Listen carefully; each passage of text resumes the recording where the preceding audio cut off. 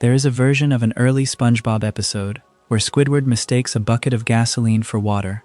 A robot hand drops a lit match into it, and he comes staggering out of the Krusty Krab charred black from head to foot. It aired on Nickelodeon more than once, slipping back into reruns for a while after its first broadcast, before it was finally scrubbed out for good, and most people who grew up on this cartoon have no idea that scene ever existed. That is the strange thing about SpongeBob SquarePants. Under all the bright yellow, there is a whole shadow catalog of episodes and moments that got pulled, cut, censored, protested, or wiped off the air in one country after another, and almost nobody talks about it. Tonight we are going through all of it, slowly, from the tiny edits nobody noticed, to the 2 episodes that actually got yanked from the air entirely, at least for a while. So get comfortable, turn the lights down, we will be here a while, and if you haven't subscribed to Krabby yet, it really does help us keep making these. To understand why any of this got taken away, you have to start with how little anybody was watching in the first place, because that turns out to be the whole secret. SpongeBob SquarePants did not arrive as a phenomenon. It arrived as a sneak preview shoved into the schedule after the Kids' Choice Awards on the 1st of May 1999, a single airing to see if anyone cared, and its real Nickelodeon time slot did not begin until the middle of that July. The man who made it, Stephen Hillenburg, was not a career cartoonist chasing a hit. He was a marine biologist. He had taught ocean science at a place called the Ocean Institute down in Dana Point, California, and years before any of this, he had drawn a small educational comic to help him teach. An unpublished thing called the Intertidal Zone, full of tide pool animals with faces, including a naturalistic little character called Bob the Sponge. That comic, made to explain sea life to visitors, is the direct ancestor of the series. The whole reason Bikini Bottom feels the way it does, the reason the jellyfish behave like real jellyfish, and the anglerfish glows, and the pufferfish puffs, is that the person who built it actually knew the animals first, and cared about them second, and only turned them into comedy third. That background matters here more than it might sound, because it explains the tone the early show was allowed to have. In those first couple of seasons, SpongeBob was not a jewel in a corporate crown that anyone was frightened of damaging. It was a weird little cartoon by a marine scientist, running under the radar, and the network more or less left the crew alone. Read the interviews from that era, and you get the sense of a group of people who could not quite believe they were being paid to do this, and who therefore did whatever they thought was funny, and a lot of what they thought was funny was dark. Squidward's misery, death gags, a restaurant modeled on a lobster trap, which is a cruel little joke when you remember it is owned and staffed by crabs and other sea creatures. Nobody was minding the store closely, because there was no reason yet to think the store was worth minding. Then it became the biggest thing on children's television, and everything changed. Once a cartoon is printing money and selling toys and airing in 100 countries, every frame of it becomes a liability as much as an asset. And a network standards department that would have shrugged at a joke in 1999 starts looking at that same joke very differently in 2002, and differently again in 2018. Nearly every banned or cut or edited moment we are going to walk through tonight comes from that gap. The distance between what the crew felt free to make when nobody was watching, and what the company felt able to keep on air once the whole world was. The show did not get more dangerous over time. It got more valuable, and value makes people nervous. It helps to be precise about a word, because the internet is not, and this whole topic lives or dies on precision. When people say a SpongeBob episode was banned, they usually mean one of about 5 completely different things. Sometimes they mean a single scene was snipped out of American reruns while the episode itself kept airing. Sometimes they mean one country's broadcaster cut a shot or refused a whole episode while the rest of the world saw it fine. Sometimes they mean fans got angry and started a petition that went nowhere. Sometimes they mean a piece of fan fiction that was never real to begin with. And in only 2 cases across the entire history of the series does it mean the thing people picture when they hear the word, which is Nickelodeon itself, deciding an episode should not be shown anymore and taking it out of rotation in the United States. 2 episodes, out of well over 300, that is the number to hold on to while everything else piles up around it, because a lot of what gets called a banned SpongeBob episode is really a cutscene, or a foreign edit, or an argument, or a ghost story, and the difference between those things is most of the story. So that is the frame. a cartoon born from a science teacher's love of tide pools, given a few years of freedom because nobody expected it to matter, and then slowly wrapped tighter and tighter in caution as it turned into one of the biggest brands on Earth. Everything from here is a tour through the moments where that caution reached in and took something out, and we are going to start with the smallest and earliest cuts, the ones that vanished so cleanly that for years people argued about whether they had ever been there at all. The gasoline scene from the cold open belongs to an episode called Just One Bite from the 3rd season, and it first aired in early October of 2001. If you have only ever seen the version that runs today, the episode is a small comic masterpiece about Squidward secretly becoming obsessed with the Krabby Patty he always claimed to hate, sneaking back into the restaurant at night to eat one, and it ends with him trapped and desperate. In the original broadcast there was more. Squidward, hunting through the dark kitchen, grabs what he thinks is a bucket of water to put out a small fire he has started, except the bucket is full of gasoline. A mechanical hand descends holding a lit match and drops it, and the whole thing goes up, and Squidward runs out of the Krusty Krab burned completely black, smoke coming off him, and then a second bucket of gasoline catches and finishes the job. It is a nasty little sequence, more Looney Tunes than anything the modern show would touch, and after that single airing it was cut, and it has stayed cut from American reruns ever since 2002. Now, here is where almost everyone gets the story wrong. And I want to get it right because the wrong version is so much more dramatic that it has basically swallowed the truth. Just One Bite aired in October 2001. That is less than a month after the 11th of September. So the obvious, tidy, emotionally satisfying explanation that fans have repeated for 2 decades is that the burning building and the explosion were pulled because the country was raw and a cartoon fireball felt unbearable that autumn. It fits so neatly, and according to the people who actually made it, that is not what happened. The storyboard director Vincent Waller, who has spent years answering exactly this kind of question online, has said plainly that the scene was removed because Nickelodeon did not want a gag built around gasoline and a lighter, a child watching a character deliberately ignite a fuel, full stop. It was an imitation concern, the fear that a small viewer might copy the specific dangerous act, and it had nothing to do with the towers. The timing was a coincidence, and a coincidence is a much less comfortable thing to sit with than a tragedy, so the tragedy version won. What I find wonderful about this one is that the burned footage is not actually destroyed, it survives.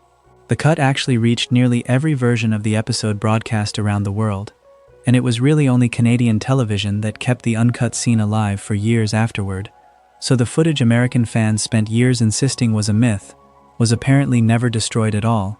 It simply kept surviving north of the border, until even that broadcast eventually switched over to the edited cut. That is the shape a lot of these cuts take, not a shredder and a locked vault, just a quiet editorial decision in one territory that leaves the evidence sitting in plain sight everywhere else. The same season gives us a second scene that never got cut, and that is somehow the more astonishing story, because of what it actually is. There is an episode called Dying for Pie from the 2nd season, in which Squidward is led to believe he has accidentally fed SpongeBob a pie that is secretly a bomb, and the two of them spend the day together while Squidward waits, guilt-stricken, for his co-worker to detonate. At the end the pie does go off, and for that explosion, the animators did not draw a cartoon boom. They dropped in real live-action footage of an actual nuclear weapon detonating. The specific shot is the Baker test from Operation Crossroads, a 1946 atomic bomb test, one of the first the United States carried out after the Second World War, and it was filmed at a place called Bikini Atoll. If that name is ringing a bell, it should, and this is the detail that turns a throwaway gag into something close to a hidden thesis statement for the entire series. Bikini Bottom, the town, is named after Bikini Atoll, the real Pacific coral reef where the United States tested nuclear bombs for years. The show sits its whole sunny world at the bottom of the sea, directly beneath the best-known nuclear test site of the 20th century. Mr. Lawrence, the writer and performer who voices Plankton, has suggested in interviews that the reading feels intentional, that the town living under the atomic testing grounds is not an accident, and some fans say that once you start watching for it, echoes of that shape seem to turn up again in how it draws its explosions. So the Dying for Pie footage is not a random bit of stock film someone grabbed for a laugh. It is the cartoon reaching up and touching, for one frame, the real event its entire premise secretly grew out of, and it never had to be censored because almost no child watching would ever know what they were looking at. There is a deeper layer under even that, if you want it, and it is the kind of thing you only find on the science pages rather than the fan pages. The word bikini itself, before it was a swimsuit or a bomb site or a cartoon town, comes from the Marshallese name Bikini, which breaks down into a word for the surface and a word for coconut. So the atoll's name means something close to the place of coconuts. The P turned into a B as it passed through English. So the full stack of that one location is a coconut island in the Marshall Islands, renamed by English speakers, used to detonate atomic weapons, borrowed by a swimsuit, and finally chosen by a marine biologist as the surface world above his cartoon town. And every explosion it ever draws is a faint echo of the middle chapter of that story. None of it was ever banned. It did not have to be. It was hidden in plain sight, which is a different and better trick than any vault. Before we leave the early cuts, I want to name one more, because it shows how a scene can vanish not for violence, but for what a censor thinks they can see. O último deles é Procrastination, também da segunda temporada, e durante anos as reprises americanas passaram uma versão ligeiramente mais curta dele.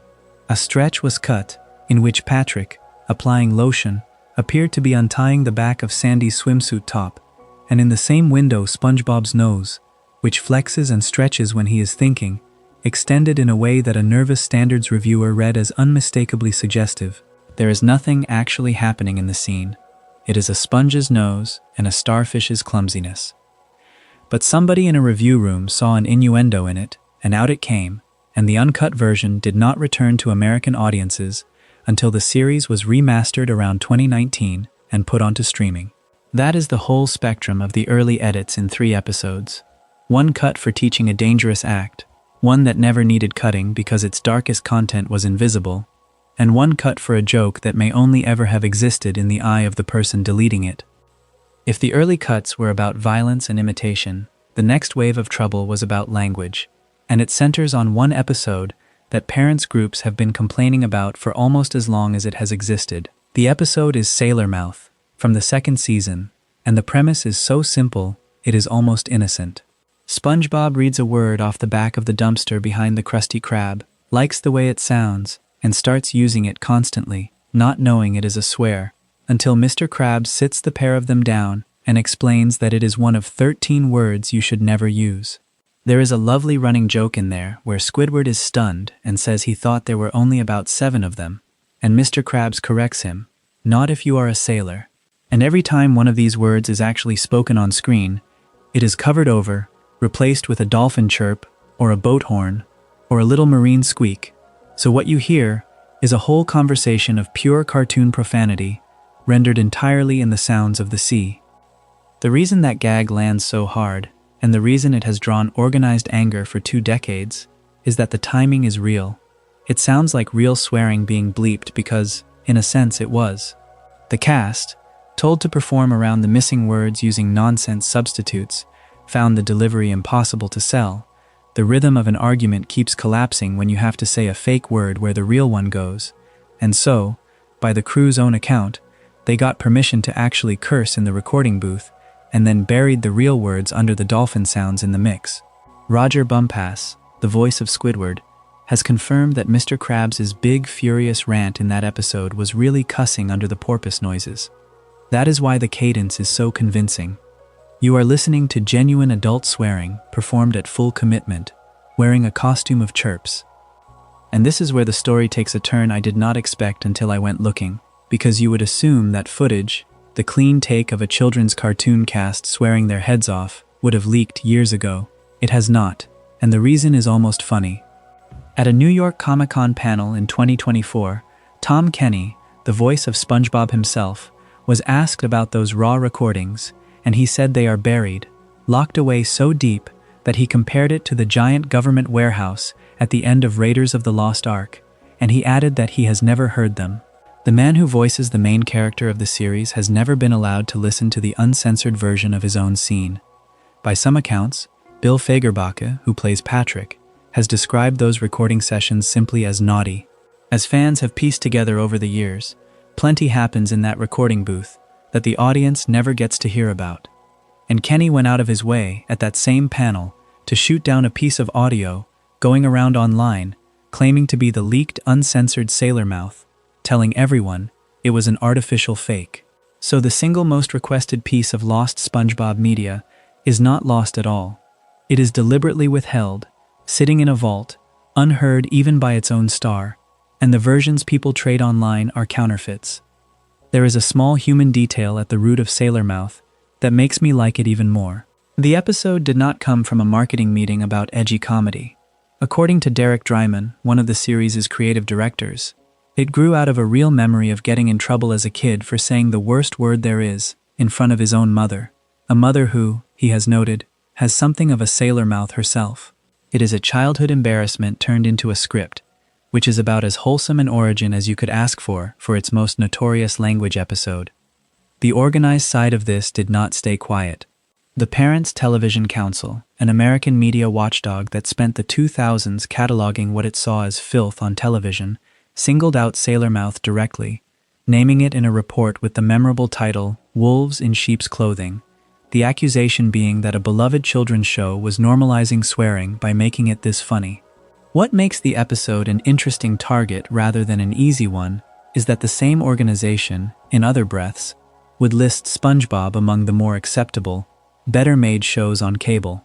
So even its critics were tangled up about it, condemning one episode while admitting the series was one of the safer things a child could be watching, which is roughly the contradiction the whole show has always lived inside. Language was not the only thing standards departments learned to fear in this stretch.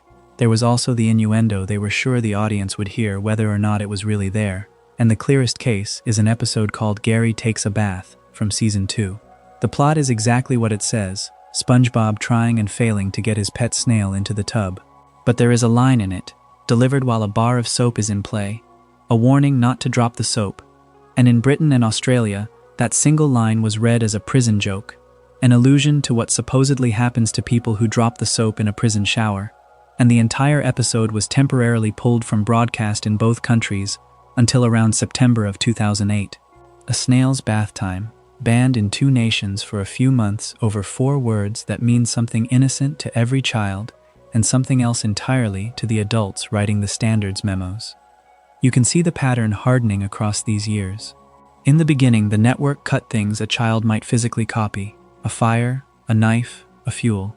By the middle 2000s, they were cutting things a child would not even understand, purely because an adult might, which is a very different kind of caution. It is no longer about protecting the viewer from the content. It is about protecting the company from the interpretation, and once that switch flips, a snail in a bathtub can become a problem. Around the middle of the show's run, a different kind of trouble arrived, and this one was not about what a joke might mean, but about what it made you feel in your stomach. The mid to late 2000s are what a lot of fans call the gross-out era, the years when the animation got sharper and more detailed, and the crew started using that new precision to draw things that were hard to look at. The flagship of that whole period, the episode people reach for first when they want to argue the series went too far, is called The Splinter, from the 6th season. SpongeBob gets a splinter driven up under his thumbnail, drawn in loving slow motion, and rather than deal with it, the wound gets infected, and the finger swells up into a throbbing green balloon, and at the climax, Mr. Krabs squeezes it, and it erupts, first with a little burst of confetti as a fake-out, and then with a real jet of pus.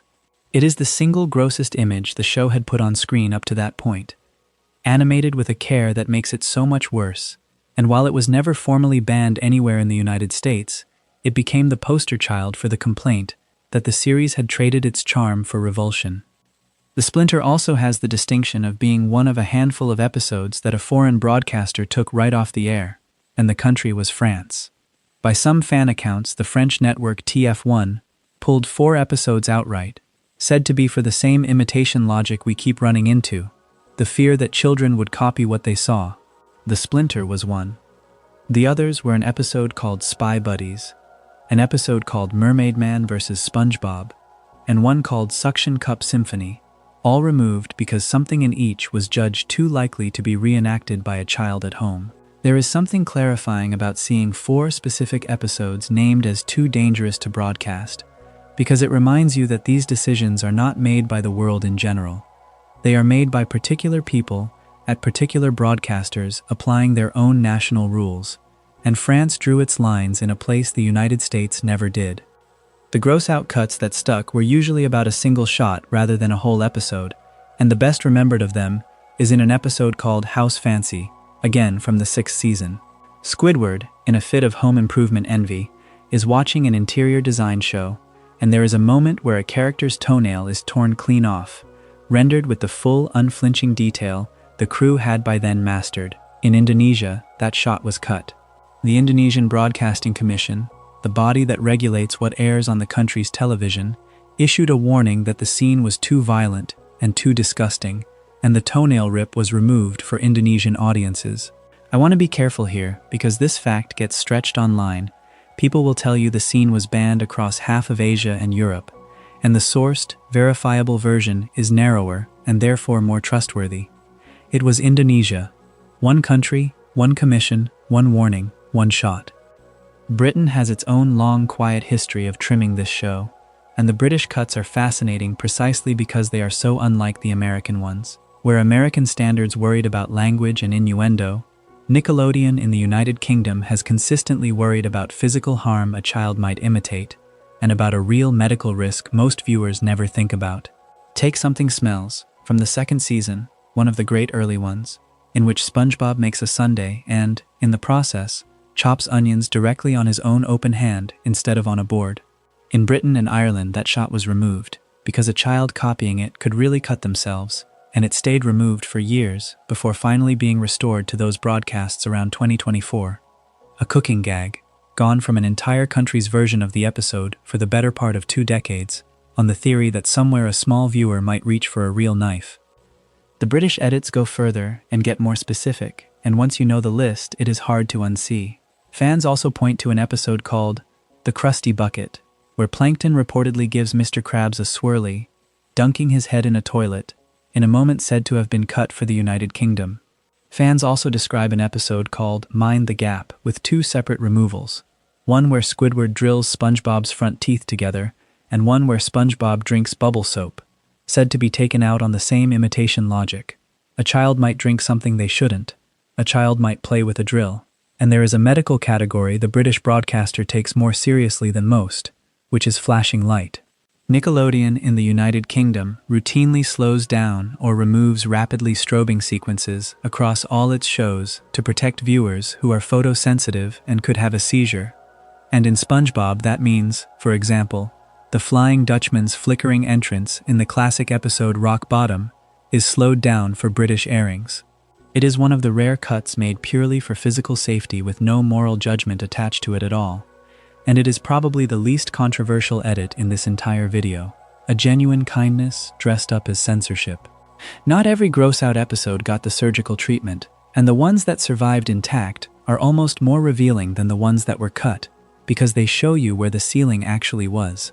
Consider Pet or Pests from the 6th season, in which SpongeBob's pet snail gives birth to a litter of baby worms, and Larry the lobster, invited over, starts eyeing the newborns as, in his words, raw protein, and tries to eat them, all of it wrapped around a running gag about vomiting. It is regularly named among the grossest and most criticized things the series ever made, a cheerful cartoon about a friend trying to eat a character's babies, and yet it aired and stayed and was never pulled. The line between what got cut and what got kept in this era was not really about how dark the content was. It was about whether a standards reviewer thought a specific real-world child could copy it or be disturbed by it, and a lobster eating fictional worm babies apparently landed on the safe side of a line that a torn toenail did not. Now we have to talk about the ghosts, because no discussion of banned SpongeBob is honest without them, and the honest thing to say is that most of the famous banned episodes never existed. There is a whole genre of internet horror fiction built around this show. Stories written to sound like a Nickelodeon employee found a cursed unaired reel. And the best known of them involves a version of Squidward with bleeding red eyes who ends the episode in some unspeakable way. A piece of fan fiction that has circulated under various names for well over a decade. It is not a real episode. It was never leaked, never aired, never sat on a shelf at the studio. It is a story people wrote and told each other because its own bright surface makes the idea of a hidden dark reel irresistible. I mention it not to give it oxygen, but because the truth underneath it is so much stranger and better than the ghost story. Here is the real thing. There genuinely is a shot in the series of Squidward with red, bloodshot, glowing eyes, staring into the camera in a horror pose. It exists, it aired, and it was put there on purpose as a joke. According to the crew, the writer Kaz, the storyboard artist Adam Paloyan, and the showrunner Vincent Waller all describing it, that creepy Squidward image was a deliberate parody of exactly the kind of edgy dark fanfiction people write about it. A wink at the audience. The crew doing their own tongue-in-cheek version of a scary lost episode. The joke is that the show got there first and did it as comedy, and then the story loops back on itself in the neatest way possible, because the network's Standards and Practices department eventually decided the shot was too intense for kids and had it replaced. So from around November of 2019, American airings swapped the scary Squidward for a harmless shot of a baby version of the character. The crew made a joke about a banned, creepy SpongeBob scene, and the joke was so effective it got banned. You could not write a neater ending than that, and it is completely true. The other great lost episode is not fan fiction at all. It was manufactured, deliberately, by Nickelodeon itself, as a marketing event, and it is one of the odder things the network ever did.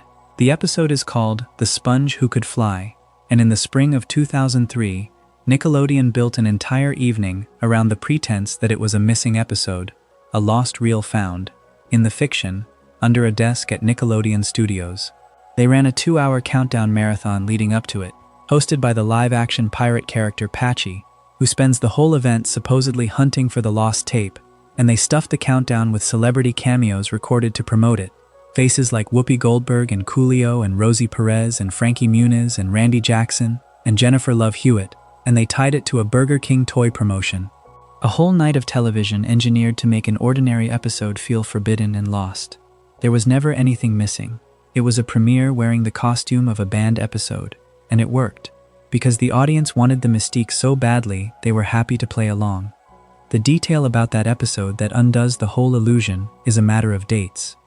For a show insisting on air that this was a long-lost reel only just recovered, The Sponge Who Could Fly had a slight problem, which is that it came out on VHS and DVD a couple of weeks before it ever aired on television. You could buy the lost episode in a store before Patchy had finished pretending to look for it, and there is a small production ghost inside the episode too, a charming one. The odd little walking sequence in it came about because Derek Dryman handed a freelance artist named Mark O'Hare what Dryman himself described as a bad synthesizer song, and told him to build some kind of weird walk cycle to it, and O'Hare, working away on this strange assignment, assumed the whole thing would be thrown out, that it had ended up on the cutting room floor. He was surprised to find it had actually aired. So the fake lost episode contains a real sequence its own animator thought had been cut, which is about as perfect a piece of irony as this topic offers. Then there is the episode that sits right on the border between the ghost stories and the real bands, and it is the one people most often get wrong in both directions. The episode is called Nasty Patty, from the 3rd season, in which SpongeBob and Mr. Krabs believe they have accidentally killed a health inspector, and they spend the back half of the episode dealing with what they think is a dead body, including burying it in the rain. There is a creepypasta version of this episode that people swear they remember, a deleted ending where the inspector is unmistakably, graphically dead, with a line about how he will not need air where he is going. That version is not real.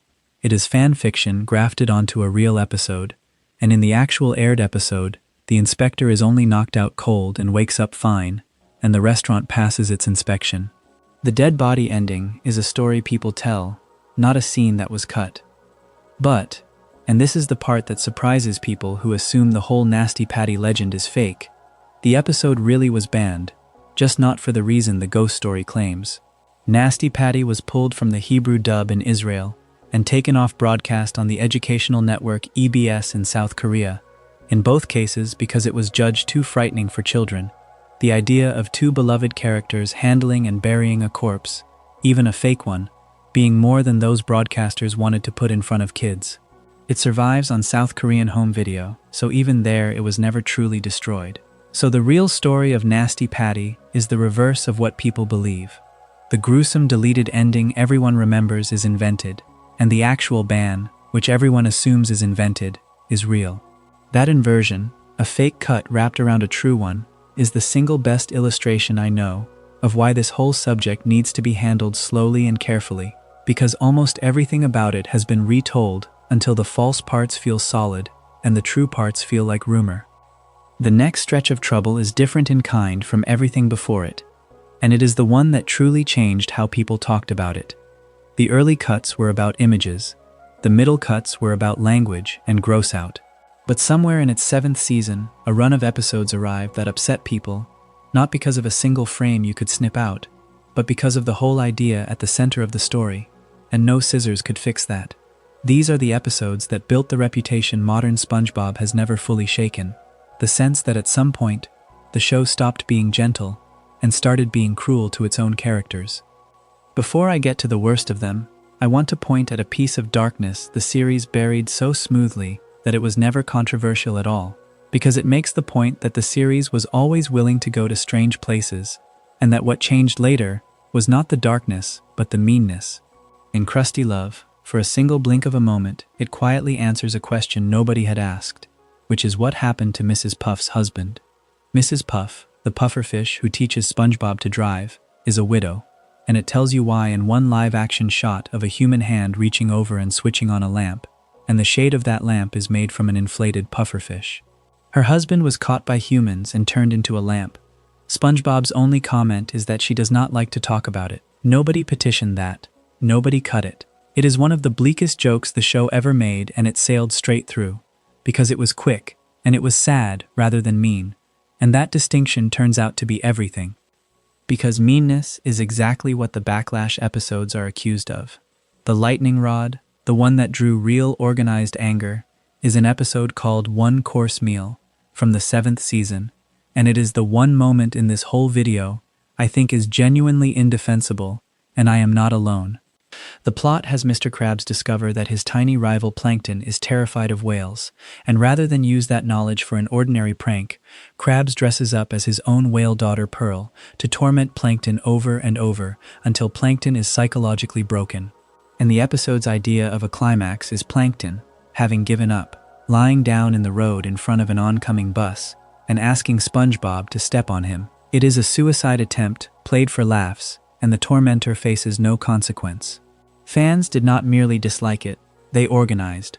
Multiple petitions went up on change.org demanding Nickelodeon pull the episode, and while it was never formally banned, it remains one of the most protested single episodes in its history.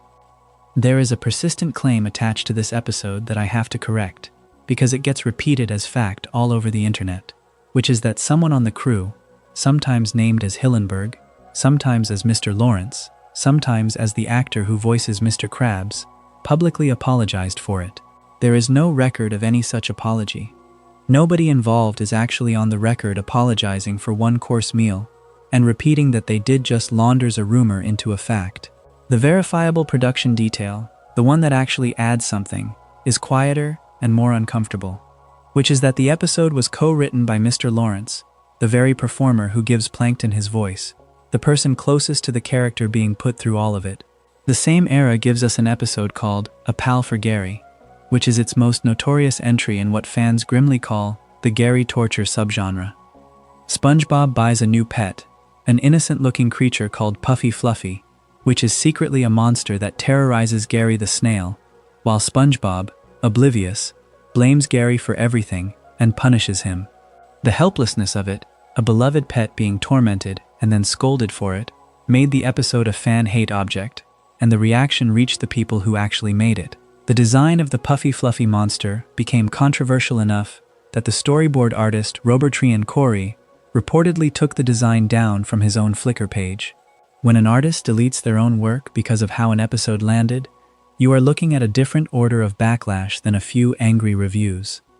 The list goes on, and each one adds a slightly different charge to the same indictment.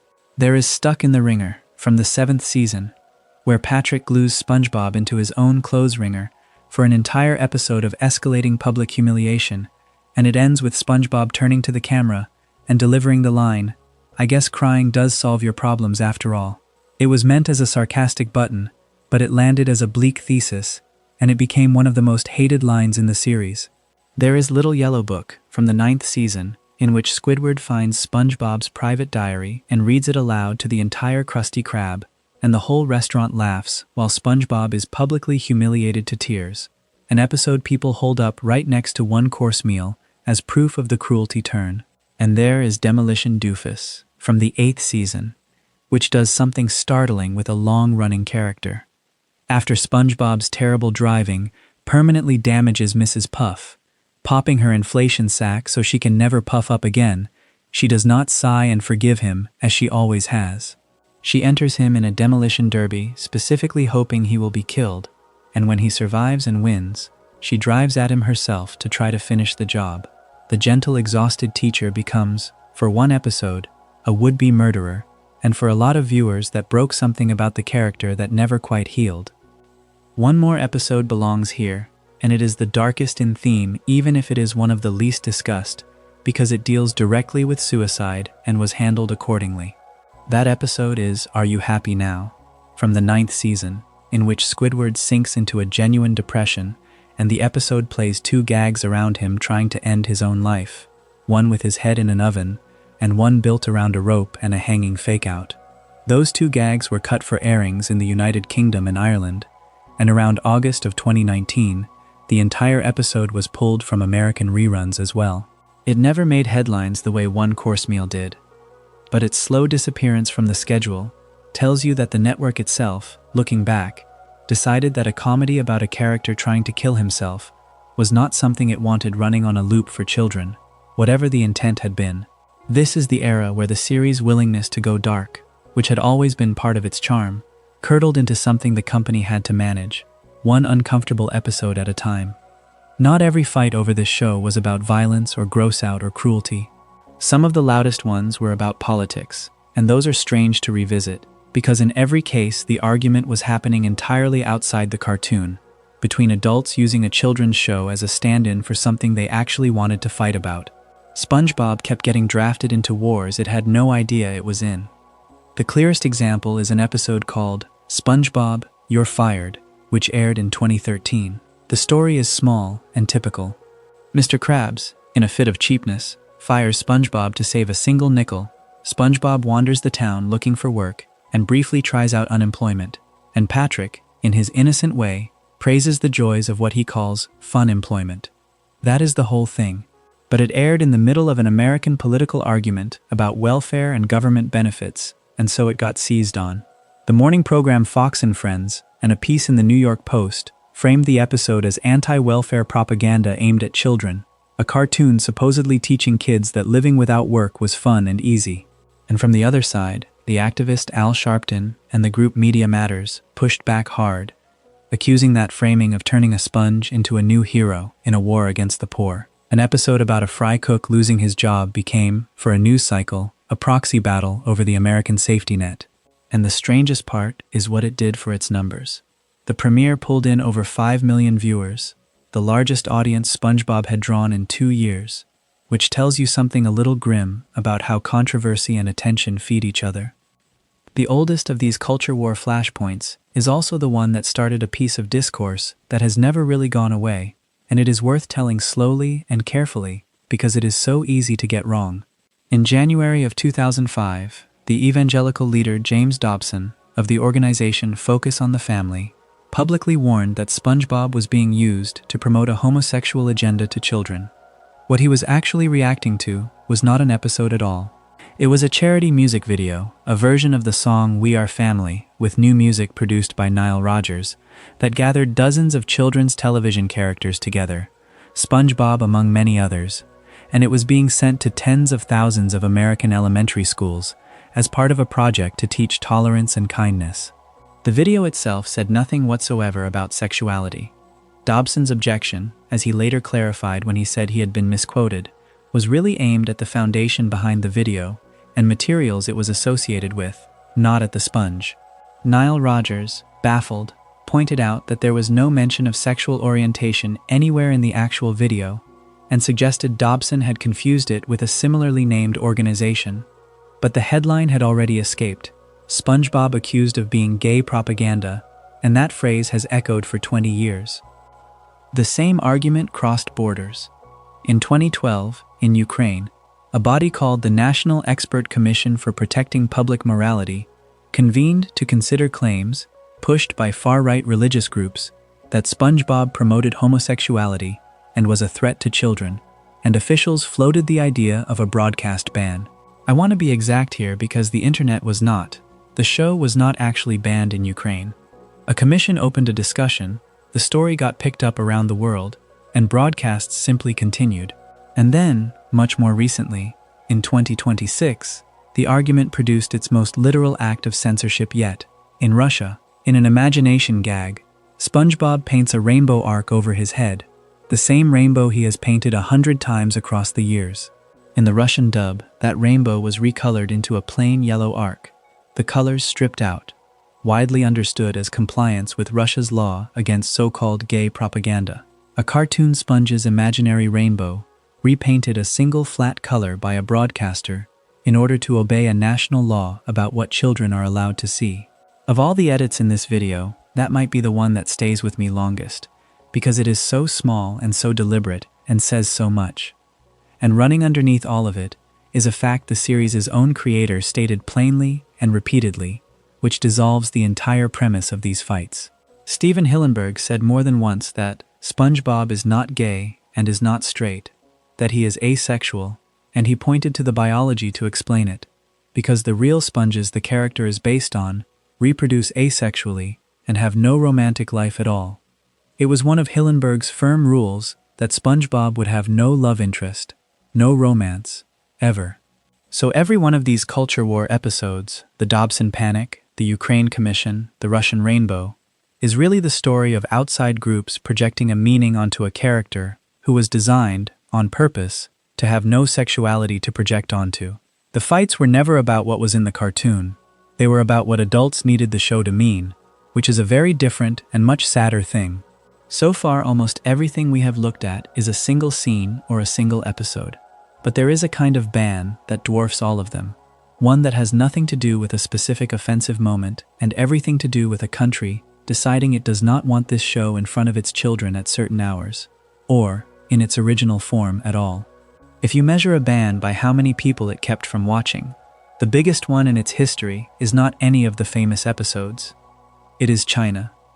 In 2006, China's broadcasting regulator, an agency usually shortened to SARFT, ordered that foreign cartoons be kept off television during the highest value hours of the day.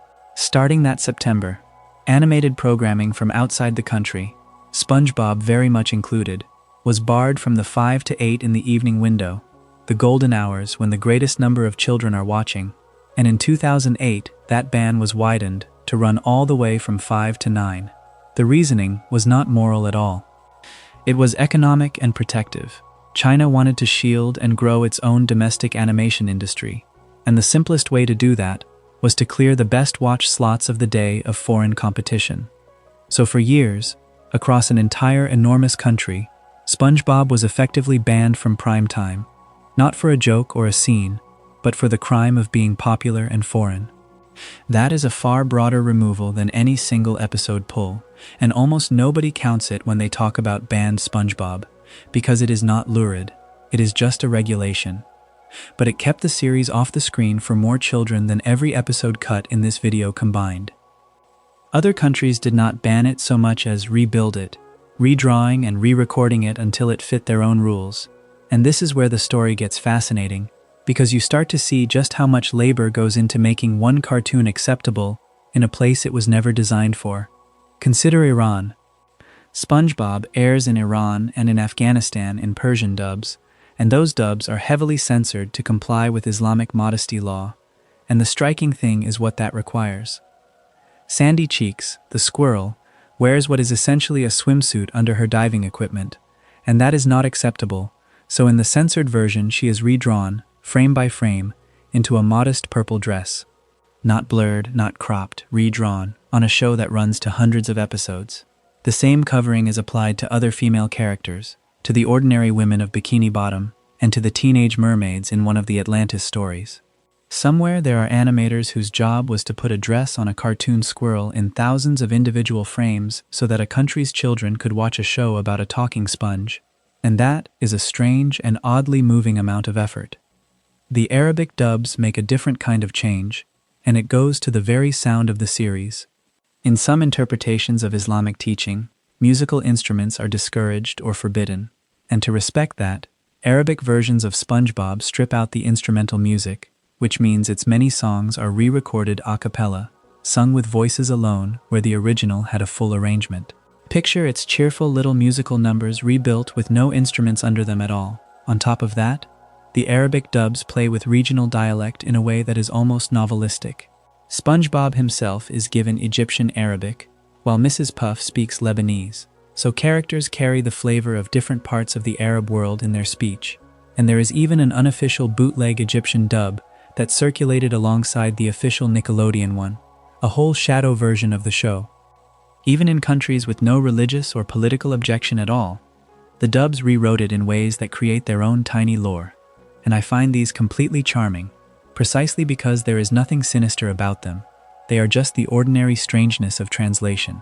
In Germany, Squidward is named Thaddeus, but there was already an incidental English character somewhere in the series named Thaddeus, so that background fish had to be renamed Fishward, and the two characters essentially traded names to avoid confusion. In Japan, Squidward becomes Ikarudo, built from the Japanese word for squid, and the whole town is renamed Bikini Town, and the dub uses the pronoun system to characterize everyone, giving SpongeBob a childish way of referring to himself, while Squidward uses an old mannish one, and Mr. Krabs and Mrs. Puff get respectful honorifics. And in the Spanish-speaking world there is a lovely little collision, where European Spanish originally called Mr. Krabs by exactly the same name the Latin American dub used, and then had to deliberately change it from the second season on, specifically so audiences could keep the two versions straight. None of these are bans or censorship. They are just the show being carefully rebuilt for each new audience. And taken together they tell you that there is no single SpongeBob. There are dozens of them, each shaped by the rules and the language and the anxieties of the place it landed in. And the American version most of us think of as the real one is simply the version that happened to be made first. The show's first feature film gives us a small, delightful category all its own, which is the things that were fine in a movie theater and had to be scrubbed before the film could air on television, and the flagship example is a joke most people have heard their whole lives without ever knowing it was there. The SpongeBob SquarePants movie came out in 2004, and in it there is a moment where Mr. Krabs whispers something. On television airings of the film, that whispered line is played backwards, reversed in the edit, and the reason is that, when you listen to it forwards, Mr. Krabs can be heard saying the word jackass. It was slipped in subtly enough to survive a theatrical release, and then, for broadcast, someone simply flipped the audio so a child running it backwards, which children absolutely do, would not catch it. The same film picked up a handful of other edits on its way to the small screen and to foreign markets, and they map neatly onto what each place was nervous about. In the big rock number near the end, the Goofy Goober song, a line that in the original is no freaking way, was redubbed for television into a harmless no way. There is a sequence where SpongeBob and Patrick, defeated, drown their sorrows in ice cream in a way that deliberately looks like getting drunk in a bar, and that whole scene was cut in Australia and in Germany, read as a little too much like the real thing. And in Australia, a moment where the sea god King Neptune sets Mr. Krabs on fire was removed as well. It is the exact same logic we saw with the television episodes, just applied to a film, each country reaching into the same movie and pulling out the specific thing its own standards could not abide, so that no two nations were quite watching the same story. There is a whole invisible version of that movie underneath the one that got released too, because films leave more scraps on the floor than episodes do. The lead storyboard artist Sherm Cohen has shown, at a panel years later, that scenes were moved and cut in the making of it. The emotional beat where Mr. Krabs hands SpongeBob the manager's hat, a pivot the whole plot turns on, was originally set in SpongeBob's bedroom before it was relocated to the Krusty Krab. And the animatics, the rough animated storyboards, contain a deleted stretch set up on the dry surface world, where Patrick, confronted with the sight of Sandy as an actual land squirrel, repeatedly throws up, and the two of them end up chased by exterminators. None of that made the final cut, but it exists in the development materials, a ghost movie sitting inside the real one.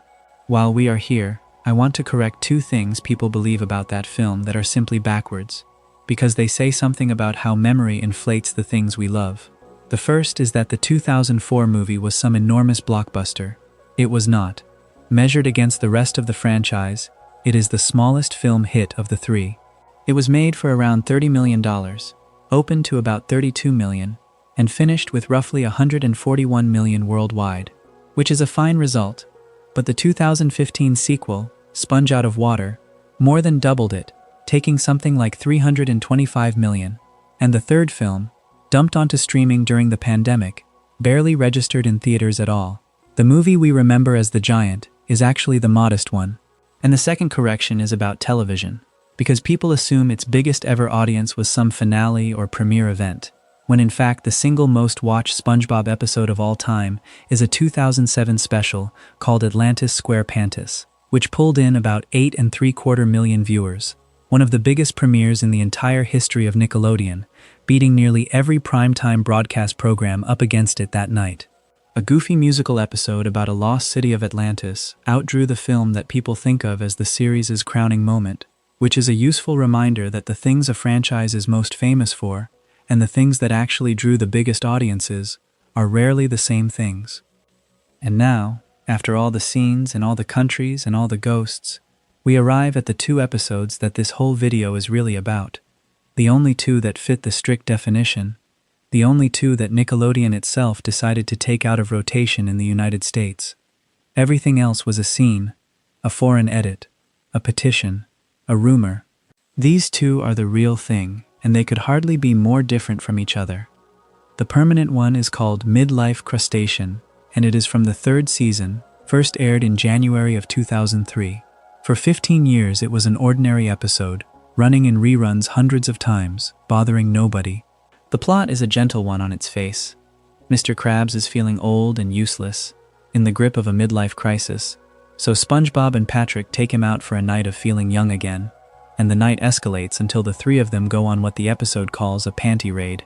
They sneak into a house to steal underwear from a lingerie drawer, and the twist, the thing the episode ends on, is that the house they have broken into belongs to Mr. Krabs' own elderly mother, and the drawer they are rifling through is hers. That is the joke.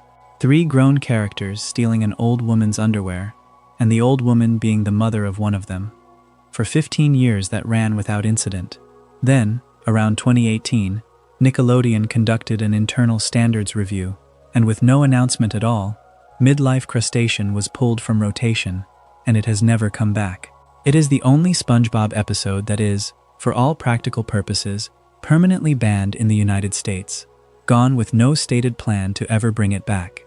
And the strangest thing about the whole affair is how little the network has ever been willing to say about it. When people have asked which specific part of the episode crossed the line, whether it was the panty raid itself, or the mother reveal, or something else, Nickelodeon's answer has essentially been no comment. They pulled it. They will not say exactly why, and they have left it pulled. There was no scandal, no viral outrage, no campaign.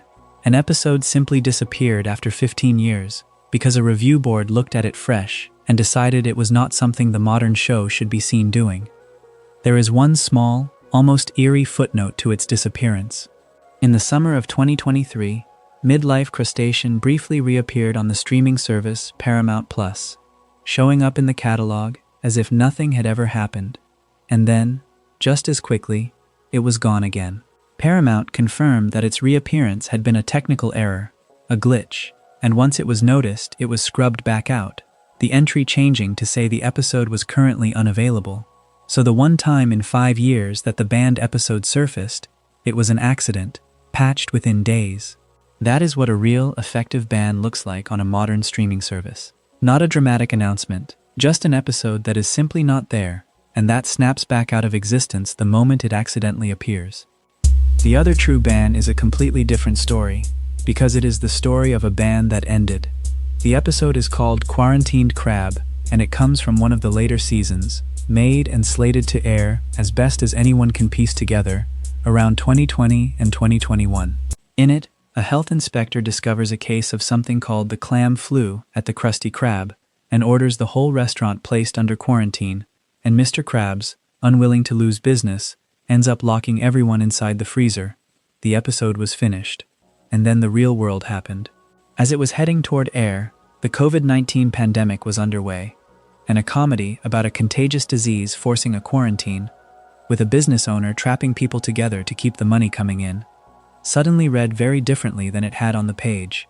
By most accounts, Nickelodeon pulled it around 2021, citing the sensitivities around the real-world global pandemic, not because anything in the episode was newly offensive, but because reality had caught up to it and made a silly plot about a made-up sea disease feel like a documentary about the worst year of everyone's life. But quarantined crab did not vanish the way midlife crustacean did, and the difference between them is the whole lesson of this chapter. A ban made because an episode is judged wrong forever, like the panty raid, tends to be permanent. A ban made because of timing, because the world briefly cannot bear to watch it, tends to lift once the world moves on, and so it did. In the spring of 2023, once the acute phase of the pandemic had passed, Quarantined Crab was returned to Paramount Plus, and you can watch it now. It was pulled for context, not for content, and when the context faded, the episode came back. So there is the whole truth of it, laid side by side. 2 episodes, out of well over 300, formally pulled by the network in the United States. One for what it is, a joke about stealing an old woman's underwear that a later, more careful company could no longer defend, gone for good, with no explanation offered, and one for when it arrived, a quarantine comedy that had the terrible luck to be finished right as a real quarantine swallowed the planet, pulled out of sensitivity, and then allowed back once that sensitivity eased. Everything else you have ever heard called a banned SpongeBob episode is really one of the other things. A trimmed scene, a foreign cut, an angry petition, or a story someone made up in the dark. When you strip all of that away, the actual list of banned SpongeBob episodes is 2 names long, and now you know exactly what is on it, and exactly why. There is a quieter category than banning though, and it accounts for far more lost SpongeBob than any censor ever did, which is the material that was cut, shelved, or scrapped before it could ever reach you in the first place. An episode that is pulled at least got made and aired once. The things in this part of the story never got that far. They exist only as storyboards, as background paintings finished for scenes that were deleted, as premises written down and then killed off. And the crew have talked about a surprising amount of it. Start with the one that gives you the clearest window into how much gets thrown away, from the writer Jay Lender, who has said that 99% of everything they did was cut in the writing process. That number sounds like exaggeration until you understand how the series was made, with the crew working gags out so exhaustively at the storyboard stage that by the time anything reached animation, the killing was mostly done, and later cuts rarely surprised anyone. Lender points to a specific episode, called Clams, as the one that lost more material than any other, because Hillenburg came in late, at the animatic stage, and revamped it to cram in a parody of the theme from Jaws, and jamming that in forced other jokes out. And Clams is the source of what might be the single most haunting deleted scene in its history, one that was drawn far enough along that the backgrounds were finished before it was dropped. The episode is about Mr. Krabs earning his $1,000,000th and becoming obsessed with protecting it. In the cut version, once he has that $1,000,000th in hand, Mr. Krabs was to go to a payphone and call his parents to brag about it, and the reveal, the reason it was so dark, was where he makes the call from. He phones them at the Bikini Bottom graveyard, because his parents are long dead, and he is standing among the graves boasting to people who cannot hear him. The crew had already painted the payphone and the gravestones. The image of a lonely, money-obsessed old crab calling his dead parents from a cemetery to tell them he finally got rich was fully designed, and then it was cut, and almost nobody knows it was ever going to be there. It is the kind of thing that would have completely recolored how you see the character, and it survives only as a note and some finished background art. Clams is not alone in having a bleaker heart than what aired. Then there is Squilliam Returns, built around Squidward's lifelong rival, and it originally contained a whole flashback montage of that rivalry that was cut, according to an interview with the writer Sam Henderson. It showed baby Squilliam already walking, while baby Squidward could still only crawl. And it showed a teenage Squidward arriving at his prom holding a single sad flower for his date, while Squilliam sweeps in with a huge bouquet and a giant box of chocolates. A lifetime of being one rung below, drawn out and then removed. Even a line of Squidward's inner monologue got flipped during production, from a version telling himself that lying always makes things better to the aired version, that lying always makes things worse. Small changes, but they are the difference between two slightly different Squidwards. Some cuts were about content the network would not allow, rather than time or pacing. In an episode called Karate Choppers, there was a groin gag, Sandy karate chopping a male fish right between the legs, that was taken out. In an early episode called Nature Pants, there was a Tarzan-style bit involving a naked SpongeBob that was removed from reruns for nudity.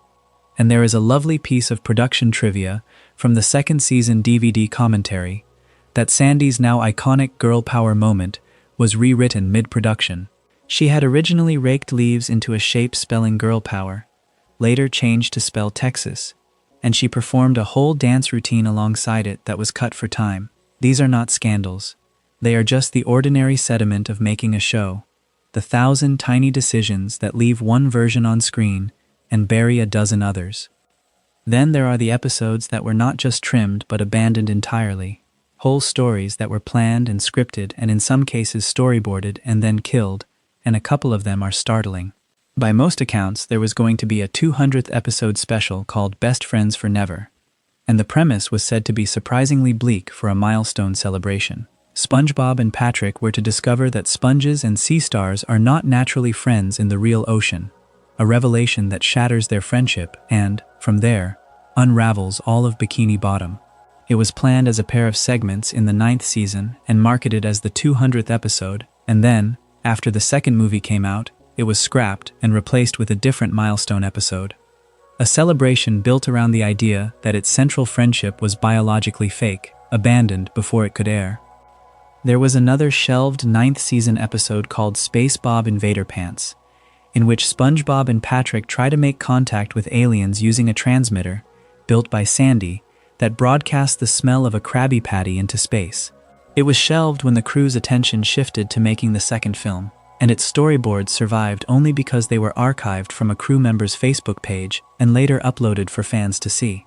And there is a wonderful little story about an episode that never even got past the pitch, where a writer proposed the oldest cliché in television. SpongeBob thinks everyone has forgotten his birthday, but they are secretly planning him a surprise party. And Jay Lender reportedly told Hillenburg to his face that the series would be over the day they aired something that tired, and it was killed on the spot. Somewhere in an alternate version of this franchise, all of these exist. The friendship that falls apart, the smell of a Krabby Patty drifting into space, the forgotten birthday, a whole shadow catalog of SpongeBob that we will never see, cut not by any censor but by the crew's own restless refusal to make the obvious thing. The strangest lost SpongeBob of all, though, is not a scrapped episode. It is the very first one, the pilot, which was buried for years. And the reason it was buried is one of my favorite facts in this whole subject, because it is so mundane and so absurd at the same time.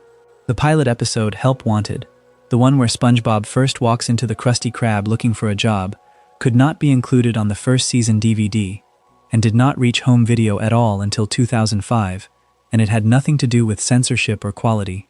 It was a song.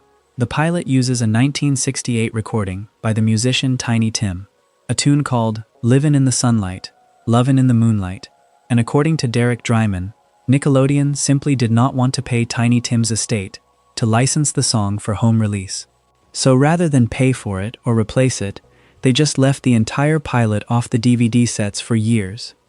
The single most historically important episode of the series, the one that started everything, was kept out of your hands for the better part of a decade over a licensing fee for one old novelty song. It finally arrived in 2005, tucked away as a bonus feature on the 3rd season DVD.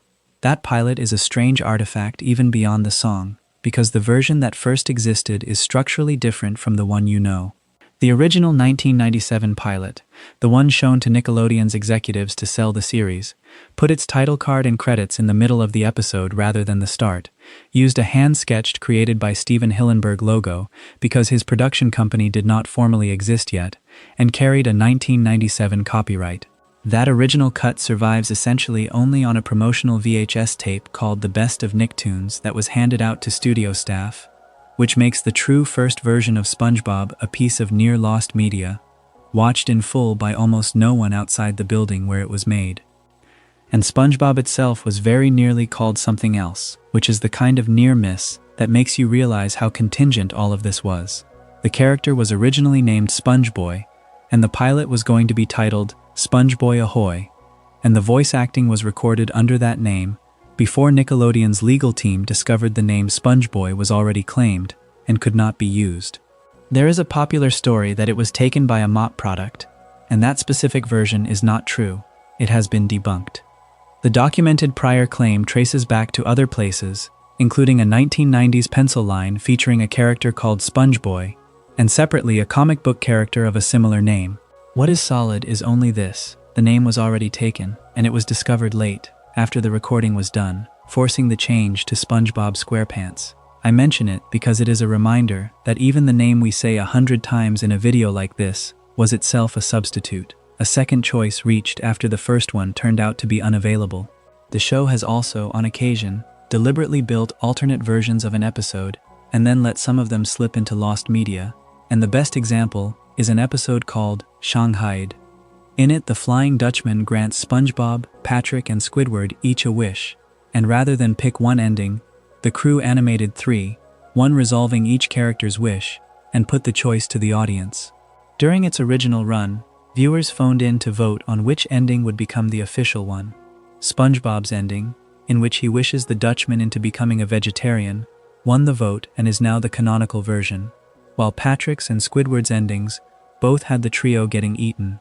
All 3 survive today on home video, but the little live-action segments with Patchy the Pirate that originally introduced 2 of the alternate endings are themselves lost, never re-released, existing now only in the memories of people who happened to catch them air.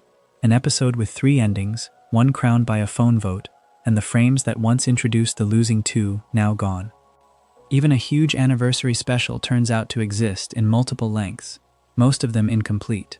The 2009 special Truth or Square was originally an hour-long event stuffed with live-action celebrity material, and it now exists in at least 3 different versions. There was a deleted bit where Patchy the Pirate phones the puppet character Triumph the Insult Comic Dog, and an extended scene featuring Robin Williams, and the version Nickelodeon reruns today is a stripped-down 44-minute cut that removes the Patchy wraparounds, an introduction by Ricky Gervais, and the celebrity cameos entirely. So the special that aired to celebrate its history has itself been steadily edited down over the years, until a big chunk of what made it an event no longer runs, a small demonstration that even its own anniversaries are subject to the same slow trimming as everything else. One last cut belongs here, because it shows the process working the other way, replacing something scary with something scarier by accident of memory. The classic Halloween-leaning episode Graveyard Shift, the one where the lights flicker on and off and something terrifying is implied to be coming, originally had a completely different monster. By some accounts, the payoff was first written around a creature called Floorboard Harry, living under the floor of the Krusty Krab, before it was swapped at the storyboard stage for the now familiar gag where the flickering lights reveal a hearse, a bus, and finally the Nosferatu-style vampire flicking the switch. The version everyone remembers as a perfect little piece of horror comedy only exists because an earlier monster was cut, which is true of a startling amount of this show. The good version, standing on top of a buried one you were never meant to see. Not everyone who wanted this show restrained was worried about a specific joke. Some of the pressure came from people who thought the series itself, the whole fast, loud, cheerful thing, was doing something to children just by being watched, and that is a different kind of ban attempt, an argument not against any one episode, but against the very format. It never succeeded in getting it pulled, but it shaped a decade of headlines, and it is worth walking through because it is the respectable academic cousin of all the moral panics. The most cited moment came in 2011, when the medical journal Pediatrics published a study out of the University of Virginia that landed like a small bomb in every parenting section in the country. The researchers took 4-year-olds and had some of them watch a fast-paced clip of SpongeBob, while others watched a slower educational cartoon or simply sat and drew, and then tested all of them on mental tasks immediately afterward. The children who had just watched the fast SpongeBob clip performed measurably worse on those tests right after than the other groups. The finding was specific and modest. It was about immediate short-term attention and self-control right after watching. Not about permanent damage, but the headline that spread was much blunter than that. Some version of SpongeBob is bad for your child's brain, and it attached itself to the series for years. The study did not name anything wrong with the content. Its point was purely about pace, the sheer speed of the cutting and the events, which is, of course, one of the exact qualities that makes it funny. That was not the first time the series had been named in a fight about children's health.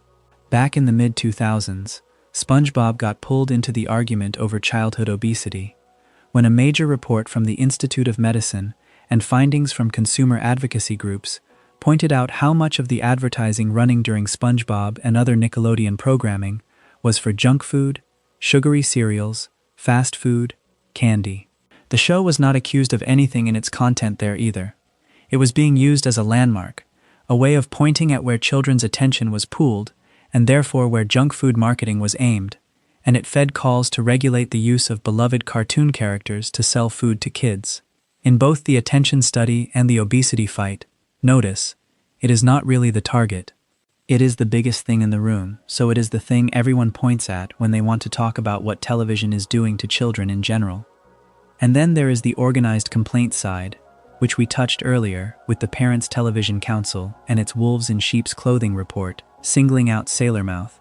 What makes that group an interesting critic rather than a simple villain is the same doubleness that runs through this entire subject, because even while it was condemning specific episodes, the same organization would, in other assessments, list SpongeBob among the better and safer things a child could be watching on cable. The show occupied this permanent contradictory space in the culture, wholesome enough to be recommended and edgy enough to be reported, sometimes by the very same people, which is probably the truest measure of what it actually was, a children's show made by adults who kept smuggling in things for themselves. There is a much gentler kind of loss to close this part on, and it is not a ban or a panic at all, but a self-imposed silence, and I find it genuinely moving. Two of its most beloved recurring characters are the elderly superheroes Mermaid Man and Barnacle Boy, and part of what made them work, especially for older viewers, was who voiced them. Mermaid Man was played by Ernest Borgnine, and Barnacle Boy by Tim Conway, two actors who had starred together decades earlier in a 1960s sitcom called McHale's Navy. So casting them as a washed-up superhero duo was itself a loving joke about old television. Borgnine died in 2012, and Conway in 2019. And rather than recast the roles with sound-alikes, it chose to retire the characters as speaking parts, reducing them to non-speaking appearances, because Hillenburg did not want to replace those specific voices with imitations. It is the opposite of everything else in this video. Nothing was banned, nothing was cut by a censor, nothing was protested. The characters simply went quiet out of respect, allowed to fade rather than be faked, and there is something in that decision that feels like the show at its most human. There is one more kind of thing kept from you that I want to spend time on, and it is the oddest of all, because it was not withheld by a censor or a foreign broadcaster or an angry parent. It was withheld by the series itself, on purpose, by rules its creator set and refused to break. If a ban is someone taking something away after the fact, this is the opposite. A whole set of doors it decided at the start it would never open, and it kept most of them shut for as long as Hillenburg was alive. He is widely reported to have kept a short list of unbreakable rules for the series, and once you know them, a lot of its odder choices click into place. SpongeBob would be an adult, not a child, which is why he holds a job and lives alone and yet attends a boating school. A compromise Hillenburg struck when the network pushed for a school-aged kid and he refused. He would never actually earn his boating license, because passing would end the whole comic engine of his relationship with his teacher, Mrs. Puff. Pearl's mother would never be shown or explained. The Krabby Patty formula would stay a secret. SpongeBob would have no love interest, ever, in keeping with the asexual nature of the real animal. There would be no spin-offs and no crossovers with other cartoons. That was the fence around the world, and it held for years, and several of those rules were only broken after Hillenburg's death in 2018, when the spin-offs he had forbidden, shows built around Patrick and around a young SpongeBob at summer camp, finally got made. A couple of those rules are worth pausing on, because fans still try to knock them down, and the truth is more careful than the legends. The secret formula is the obvious one, and the popular framing that only Mr. Krabs could ever know it is not quite right. The series has been looser than that. SpongeBob knows the combination to the safe it is kept in, and Plankton actually did successfully steal and use it in the 2004 film. Even where the formula is hidden, shifts around from episode to episode, sometimes a safe, sometimes a vault, and in a couple of stories, memorably, hidden under Mr. Krabs' mattress. The rule was never that the formula was perfectly, logically secure. The rule was that the audience would never be handed the actual recipe, and on that narrow promise it has held the line. The Pearl question is the one that genuinely goes unanswered, and it is a strange little hole right in the middle of the family. Mr. Krabs is a crab, his daughter Pearl is a whale. The show has never once properly explained how that works, and Hillenburg reportedly refused to. The only gesture toward an answer lives in a licensed trivia book, which suggests Pearl takes after her mother, a sperm whale, a Mrs. Krabs who is never shown on screen, and if you go looking for her in the series, the closest you get is a flashback in one episode where the baby Pearl scenes conspicuously feature Mr. Krabs alone, no mother anywhere in frame.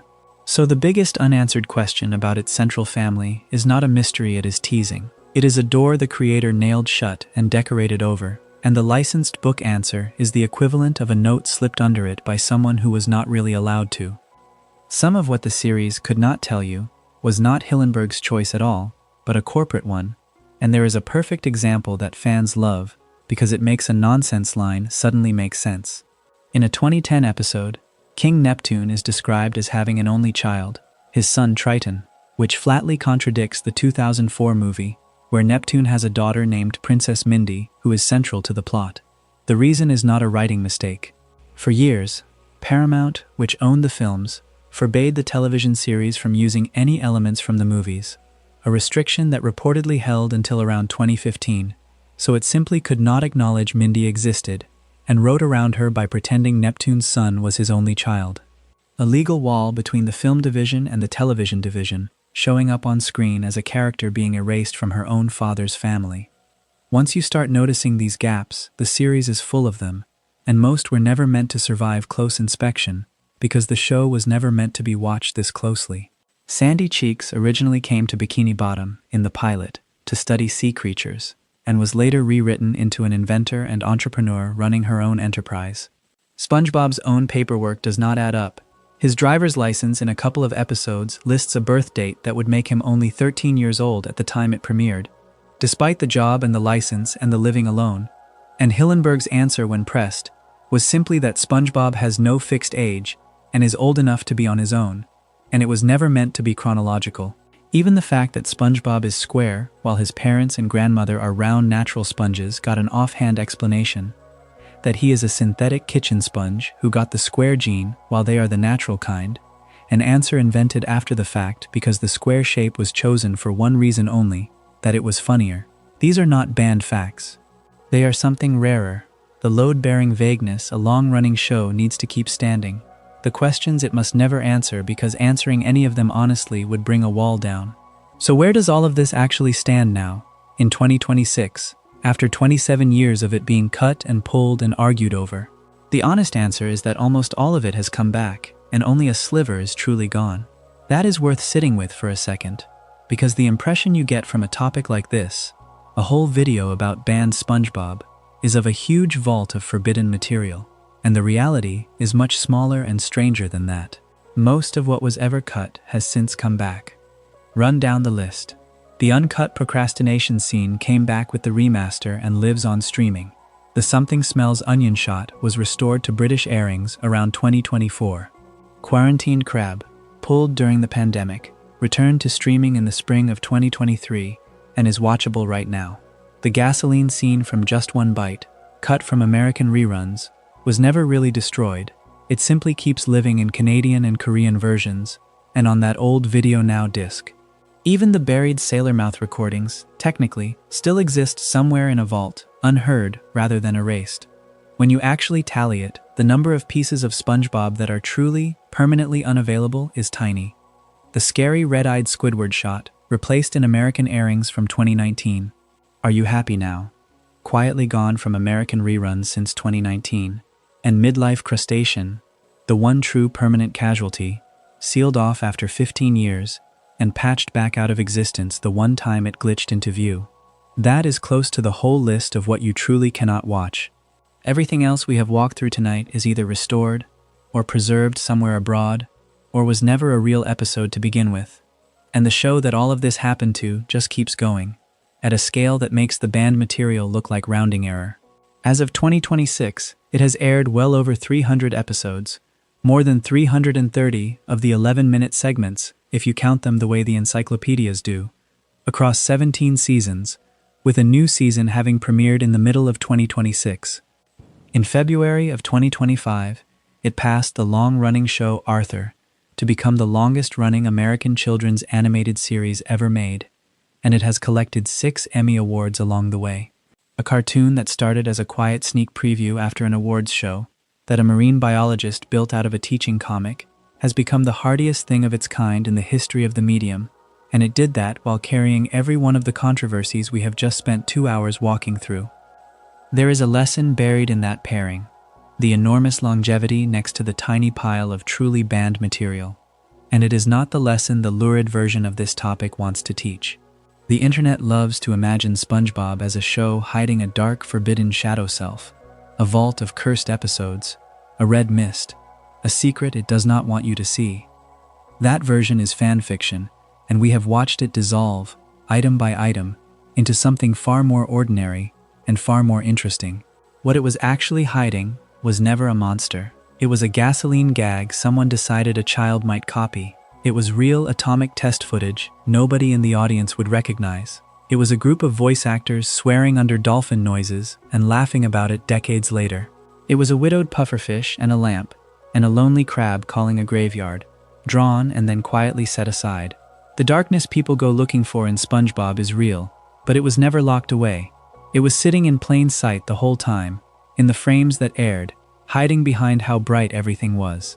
And since we have spent the whole night on the things it took away, or nearly did, I want to end the body of this by turning it over, because the same quality that hid the darkness also hid something wonderful, and it is the real reason a cartoon about a sponge could carry all this weight without breaking.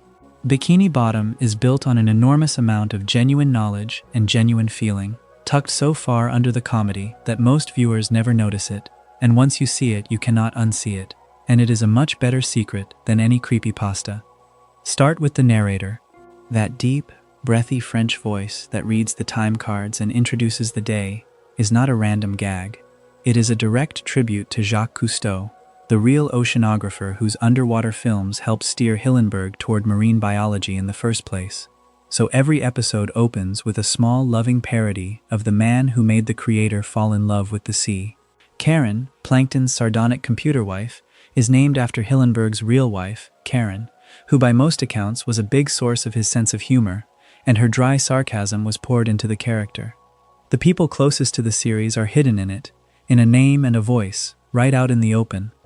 The animals are real too, more real than they have any business being in a show this silly.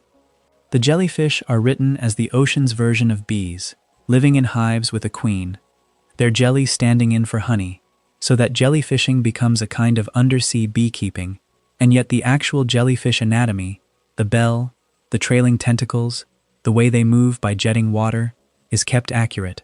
Gary the snail meows because sea snails are the show's cats, but his design, the retractable eye stalks, the shell on his back, is modeled on real sea slugs so faithfully that it reportedly gets used in some science classrooms to teach children genuine snail biology. Mrs. Puff inflates because she is a pufferfish, and that is what pufferfish do under stress. And Hillenburg turned that real defense mechanism into a visual joke about an airbag going off every time SpongeBob crashes the boat. SpongeBob's own species has even been pinned down, a specific type of yellow tube sponge, and his square body was the one place Hillenburg let the biology go, choosing the shape purely because it was funnier than a round one. The whole look of the place is a hidden argument too, a claim that Bikini Bottom sits in the South Pacific. The floating shapes in the sky, that read as clouds, were deliberately drawn to evoke the print of a flowery Hawaiian shirt, part of a tiki aesthetic the whole show is soaked in. The music, all that cheerful lap steel guitar, was built by the composers as their own version of wacky Hawaiian tiki music, right down to song titles borrowed from the islands. Squidward's house is an Easter Island head, a moai, described in one episode as exactly that, and built, per the show's own trivia, of volcanic rock, matching the real basalt of the statues it is copying.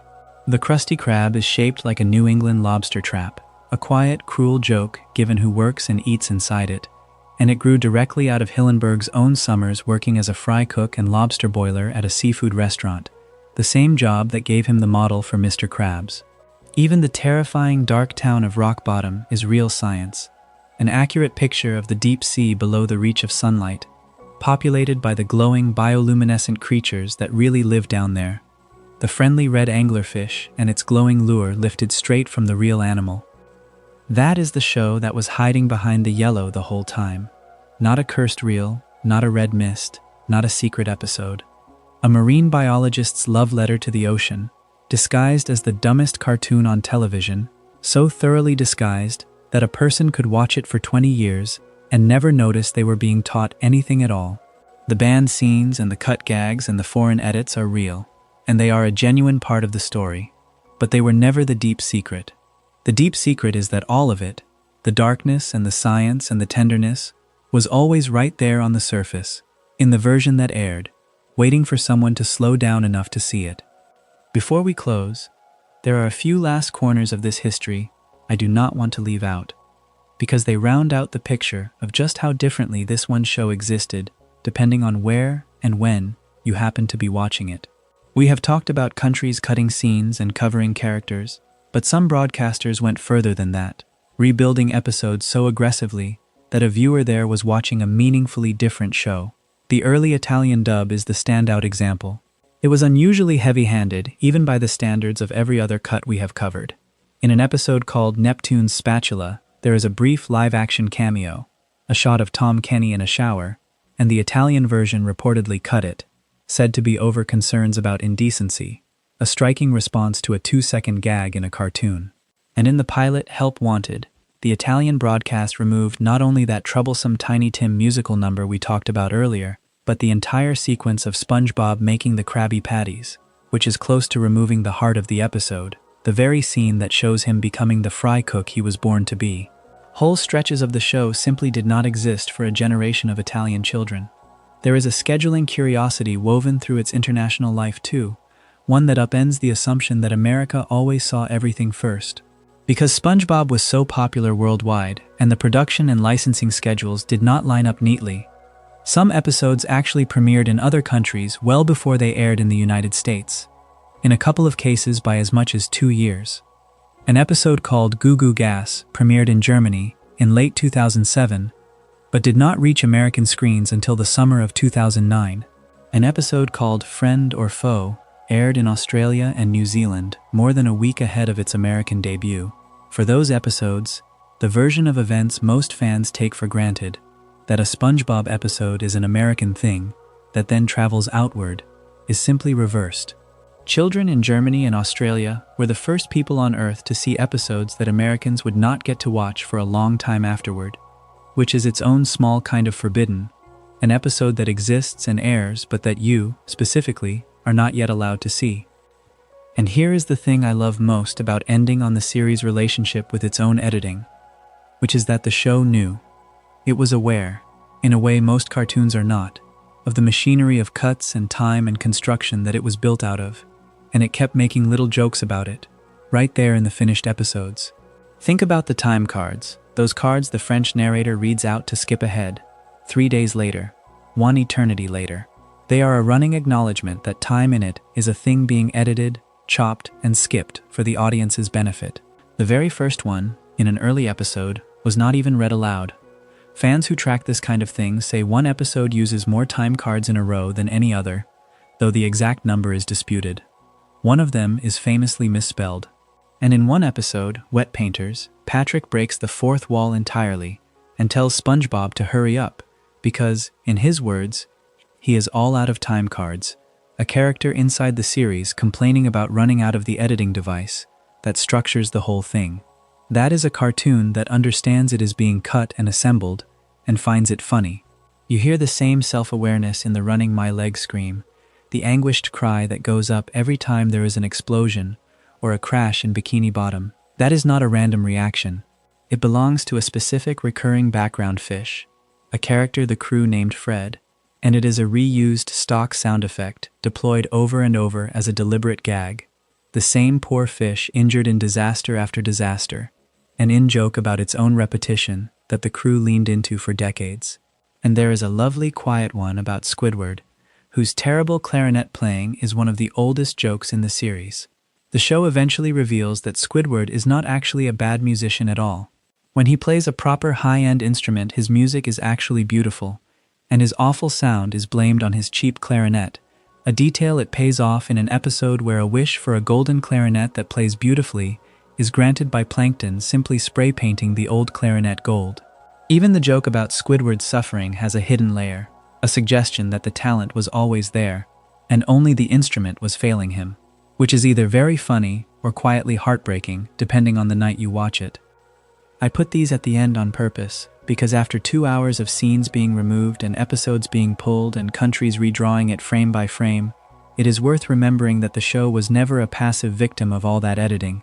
It was a knowing participant.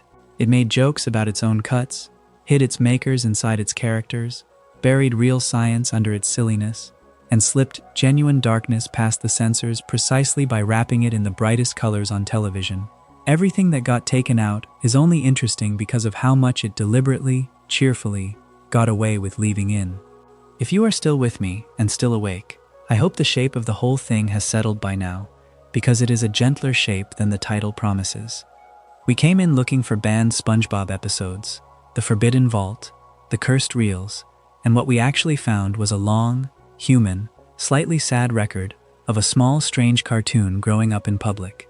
A show made by a marine biologist who never expected it to matter, given a few years of freedom because nobody was watching, and then slowly, carefully wrapped tighter and tighter as it became one of the most famous cartoons on the planet. Every cut we walked through tonight is really a snapshot of that process, a moment where the world got a little more nervous about a joke that a science teacher and his friends had made in a room, back when the stakes felt like nothing.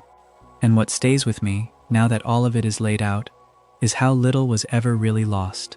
2 episodes formally pulled in the United States, one of them already allowed back. A handful of scenes that mostly live on somewhere, in another country's broadcast, or a remastered stream, or an old disc in a drawer. A vault of unheard swearing that everyone knows exists.